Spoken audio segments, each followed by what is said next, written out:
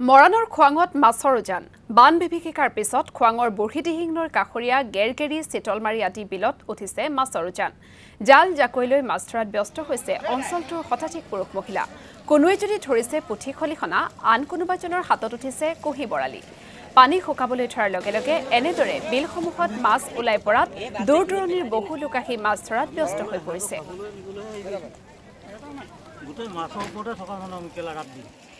মাছ যথেষ্ট পোৱা হৈছে এইবাৰ মানে এটা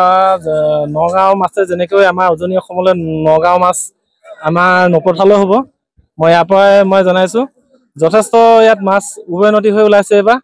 এইবাৰ মানে বানপানীও যথেষ্ট হৈছিলে যোৱা বছৰ যিমান 20 বছৰমান মানে যি দেখিলোঁ আমি সৰুৰ পৰা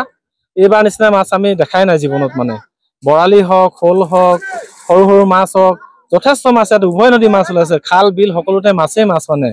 মই ইয়াত এতিয়া বৰালি পাভ তাৰ পৰা বাহু সৰু সৰু মাছ যথেষ্ট মাছ পালোঁ হয়।